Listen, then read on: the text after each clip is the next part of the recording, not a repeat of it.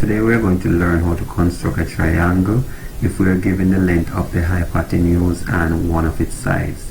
In the example here, the hypotenuse of course is of a right angle triangle. That's the only one that has a hypotenuse, so it's the longest side. And we're saying that the hypotenuse is 100 long and the side BC, which is shown here, is 40 millimeters. So we are going to draw the hypotenuse first, selecting line, and we'll go to the line command, turn on ortho, and we'll type in 100 units, enter. So what we need to do next is to find the midpoint of this line. We are going to use the construction procedures to find the middle of the line. We are able to do that in AutoCAD, but we want to show the construction procedures of how we bisected this line AC. So I'm going to go to the arc tool. From point A, I'm going to scribe an arc. Just going to use more than half of line AC, so I'll use 65, knowing that it's 100. Let me turn off ortho. And I'm just going to hold down the control key to go in a clockwise direction. And I'm going to repeat the same arc tool, and we'll have the same radius, 65, enter, and now we're going in that direction. Right? In the construction here, you're not seeing this for that sort of construction, but because I would have to re-enter the tool, the arc tool, to get those lines, I'm just going to use this as a means to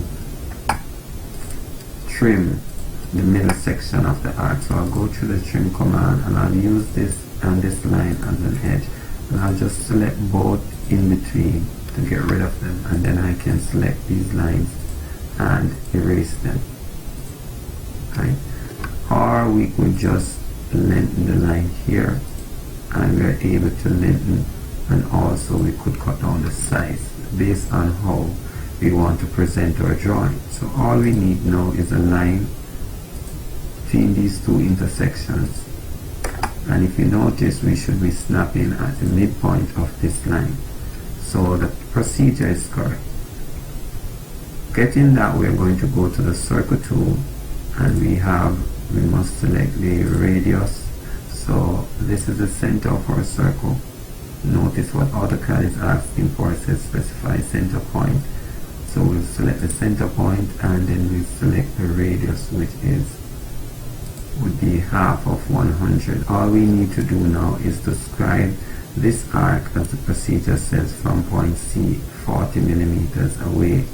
So we'll go to the arc tool again, select point C as our center, and we'll type in 40, enter, and scribe our arc. To close our diagram, we are going to connect C to B and then B to A. And that would have been our required triangle. Again, I am going to select these and just highlight them in the line weight tool. So that is our required triangle, and we could go ahead with the labeling. Thanks for watching. So if you have gotten a triangle with a hypotenuse and one of its sides, this is a procedure that you should follow to complete this diagram.